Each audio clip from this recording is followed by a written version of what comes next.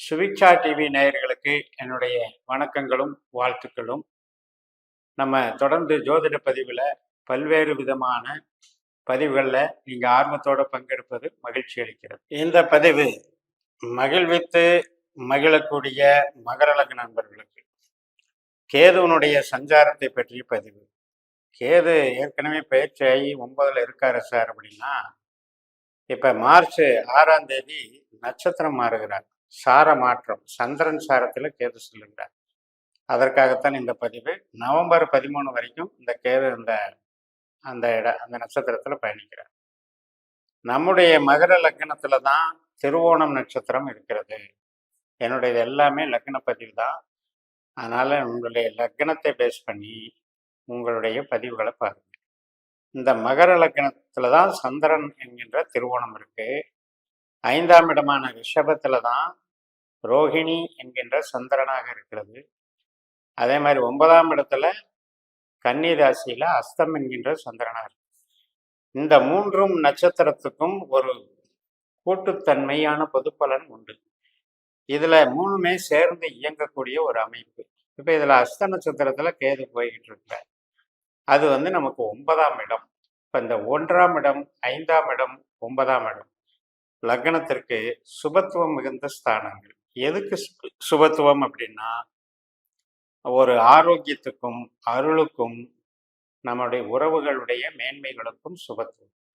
அதாவது இயற்கையாக வாழ்வது, மகிழ்ச்சியாக வாழ்வது அப்படின்றதுல இந்த 1, 5, 9 நல்லா இருக்குமோ ஒழிய, தொழில் சார்ந்து, உற்பத்தி தொழில் சார்ந்து இது பெரிய பலனை கொடுக்காது.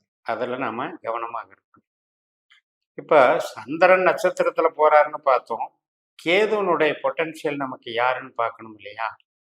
கேதுனுடைய நட்சத்திரங்கள் நம்ம லக்னத்துக்கு எங்க இருக்குன்னு பாருங்க. 4ஆம் இடமான மேஷ ராசியில அஸ்வினி நட்சத்திரமா இருக்கு. 8ஆம் இடமான சிம்ம ராசியில மக நட்சத்திரமா இருக்கு. 12ஆம் இடமான தனுசு ராசியில மூல நட்சத்திரமா இருக்கு. அப்ப இந்த 3மே அசுபஸ்தானங்கள். நமக்கு இடைஞ்சல்கள், நெருக்கடி, தடை, தோல்வி இவற்றையெல்லாம் வழங்கக்கூடிய ஒரு அமைப்பு, கஷ்ட நஷ்டம். ஆனால் அந்த ஸ்தானத்துக்கு இப்ப அந்த ஸ்தானத்துல பவர்ஃபுல்லா இருக்காருன்னு கேட்டா இல்லை. இப்ப எங்க இருக்கிறாரு? நமக்கு 9ஆம் வீட்டுல இருக்காரு. அப்படின்னா என்ன அர்த்தம் அப்படின்னா, இருக்கிறத கெடுக்க மாட்டார். ஆல்ரெடி நம்ம என்ன போய்கிட்டு இருக்கோ அதில் கெடுக்க மாட்டார். இப்போ சந்திரன் சாரத்துல போறதுனால என்ன பலன் அப்படின்னு கேட்டீங்கன்னா, இப்போ மூளை உழைப்பு சார்ந்து உற்பத்தி சாராத தொழில்களாக இருப்பவர்களுக்கு இது புதிய செயல் திட்டங்களை உருவாக்கி கொடுக்கும். இப்போ புதிய புதிய ஸ்கீமுகள் நமக்கு தோணுது இல்லையா, புதுசாக செய்வோம் அப்படின்ட்டு. நம்முடைய அறிவை பயன்படுத்தி, நம்முடைய கிரியேட்டிவிட்டி மைண்டை பயன்படுத்தி நாம் அதில் எல்லாம் இன்வால்வ் ஆகும்போது அது நமக்கு பெரிய ஒரு வளர்ச்சியை கொடுக்கும். இப்போ மீடியாவில் டெவலப் ஆகிறதும், அது மாதிரியான விளம்பரத்துறையில் டெவலப் ஆகிறதும், நம்மளுடைய இப்போ டிஜிட்டல் மார்க்கெட்டில் டெவலப் ஆகிறதும், இதெல்லாம் இந்த மூளை உழைப்பு காரியங்கள் தான். அப்போ அந்த வகையில் கம்யூனிகேஷன் லைனில் இருக்கிறவங்களுக்கு இந்த கேதுவானவர் நல்ல அமைப்பு இருக்கும். அதே மாதிரி ஆராய்ச்சி படிப்பு, மேல் படிப்பில் பிஹெச்டி அது மாதிரி டாக்டரேட் பண்ணுறவங்களுக்கு ரொம்ப அற்புதமாக கை கொடுக்கும், வேலை செய்யும். ஆன்மீகம் சார்ந்து நமக்கு நன்மை செய்யும். 9ஆம் இடம் என்பது குலதெய்வ ஸ்தானம், நமக்கு பூர்வீகம், தந்தை வர்க்கம் இவற்றையெல்லாம் குறிக்கக்கூடிய ஸ்தானம். அங்கேயும் ஒரு இறையருள் கிடைக்கும். 9ஆம் இடம்ங்கிறது ஞானகாரகனான கேது இது பண்ணும்போது இறையருள் கிடைக்கும். நிறைய பேர் ஆன்மீகத்தில், உபாசனா மார்க்கத்தில், இஷ்ட தெய்வ வழிபாட்டில் இருப்பாங்க. அவங்களுக்கெல்லாம் ஒரு சித்திகள் கிடைக்கும். நல்ல காலமாக இதை பயன்படுத்தி கொள்ளலாம்.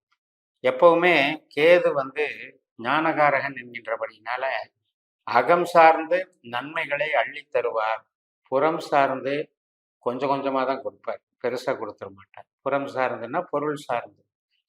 இப்போ அகம் சார்ந்து இவர் நன்மை பண்ணுறாருங்கும் போது என்ன பண்ணணும்னா, நம்ம இந்த ஸ்பிரிச்சுவல் ஆக்டிவிட்டீஸு இதில் எல்லாம் இறங்கி எனர்ஜியை புதுப்பிச்சுக்கணும். ஏன்னா இந்த எனர்ஜி சேவிங் மெத்தடுங்கிறது பின்னால் நமக்கு யூஸ் ஆகும். இது நம்மளை ரெஃப்ரெஷ் பண்ணுற மாதிரி. அதனால் இந்த ஸ்பிரிச்சுவல் கைடன்ஸ் எடுத்துக்கிறது, புது பாதையில் பயணிக்கிறது, புதுசாக நாம் ஆராய்ச்சிகள் பண்ணுறது இதெல்லாம் ஒரு உங்களுடைய முன்னெடுப்புகள் கை கொடுக்கும். அதுக்கு பலன் கிடைக்கும்.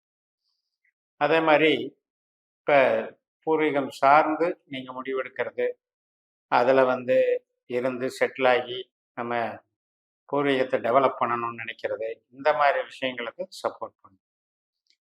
இந்த கையிருப்பு பணம் அப்படிங்கிறது மட்டும் கொஞ்சம் கரைஞ்சிக்கிட்டே இருக்கும். இந்த கேது சந்திரன் ஸ்டாரில் போகிறதுலேருந்து பார்த்தீங்கன்னா கொஞ்சம் நமக்கு சேமிப்புகள் பெருகலையே அப்படின்ற வருத்தம் இருக்கும். இருந்தாலும் ஆஸ் யூஸ்வல் போயிட்டு இருக்கிற தொழில் பாதிக்காமல் போய்கிட்டு இருக்கு. இளைய சகோதரி வழி சில நன்மைகள் எல்லாம் நல்லதாக நடக்கும். இப்போ இடம் மாற்றம் பண்ணுறது, வீடு மாற்றம் பண்ணுறது, இடம் வீடு விற்கிறது, இதுக்கெல்லாம் சாதகமாக இருக்கும். வாகனம் வைக்கிறது கூட சாதகமாக இருக்கும். ஒரு டாக்குமெண்டேஷன் பண்ணுறது, வெளிநாட்டு விசா ப்ரொசீஜரை கிளியர் பண்ணுறது, இந்த டாக்குமெண்டேஷன் ப்ரிப்பரேஷனுக்கெல்லாம் இது சப்போர்ட் பண்ணும். அந்த அளவில் இதை நீங்கள் நல்லபடியாக பயன்படுத்திக்கலாம்.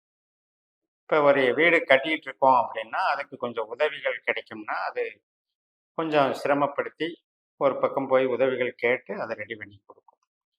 குழந்தைகள் நலம், குழந்தைகளுடைய வளர்ச்சி, குழந்தைகளினுடைய சுபகாரியங்கள் இவற்றுக்கெல்லாம் தடை இல்லாமல் நல்லது பண்ணும்.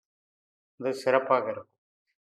நம்ம ஒரு இடத்துல உத்தியோகம் பார்க்குறோம் அப்படின்னா அந்த இடத்துல கொஞ்சம் சின்ன சின்ன சேஞ்சஸ் நடந்துக்கிட்டு இருக்கும். நம்மளை அதை தூக்கிடுவாங்களோ அப்படின்னு தேவையில்லாத பயம் ஏற்படும். சில நேரத்தில் சில பேருக்கு பவர் கம்மியான போஸ்டிங்கில் மாற்றி போட்டுருவாங்க, இன்டர்னல் சேஞ்சஸ் அப்படிங்கிற மாதிரி. ஸோ அந்த விஷயத்துக்கும் தயாராக இருந்துக்கணும். மெயினாக மூளை உழைப்பு செய்கிறவங்களுக்கு இந்த மாற்றங்கள் எல்லாம் நடக்கும்.